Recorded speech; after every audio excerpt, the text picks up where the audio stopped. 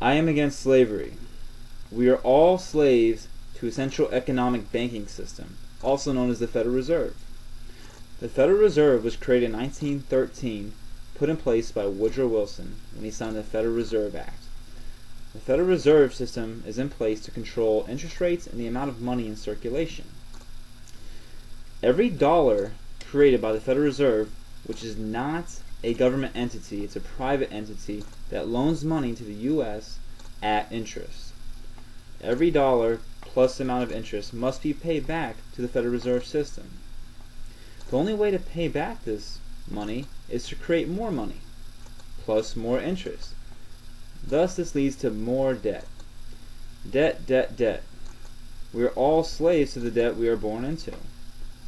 They use our tax money to pay them off. And the biggest problem with the Federal Reserve System is they are able to act without any transparency.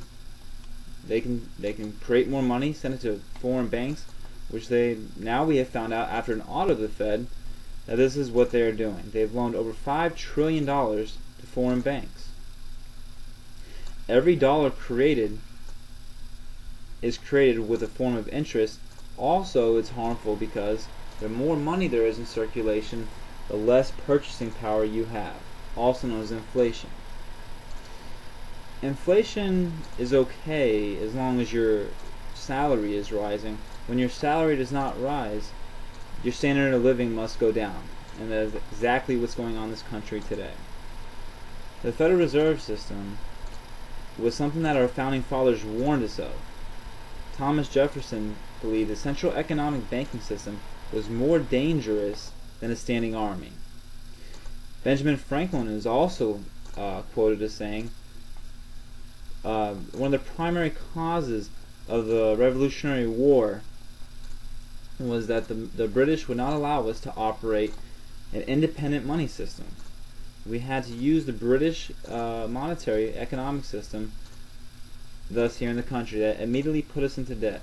And he is quoted as saying, the British not allowing us to operate a fair money system was one of the primary causes of the Revolutionary War. And it is also interesting to note that since 1913, this country has been continuously at war, allowing the U.S. government to have to borrow more and more and more money and able to fund war. Also, this goes for every federal bureaucracy created. We have had to create more money and able to do so. Since 1913, there's been about 96% devaluation of the U.S. dollar. To go even further, in 1971, the U.S. abolished the gold standard that used to back the dollar and thus could somewhat control the Fed, but they got rid of this, and since 1971 the dollar has been devalued by 80%, thus allowing the Federal Reserve and the Congress to act however they please. This is very dangerous, and it's going to lead to a great collapse, possible hyperinflation. Right now we're $15 trillion in debt because of this. I advocate for people to vote for a politician who is aware of this, who's aware of the dangers of central economic banking, someone who is interested in ending the Federal Reserve System and giving us back our country. I would advocate for a competing currency created by people. It has been advocated in Congress to allow for a competing currency against the Federal Reserve, but was not passed. It was not passed because the dollar would lose. It's called a fiat currency. It's nothing but paper money, and if you look at your dollar bill, it is simply legal tender, also known as worthless.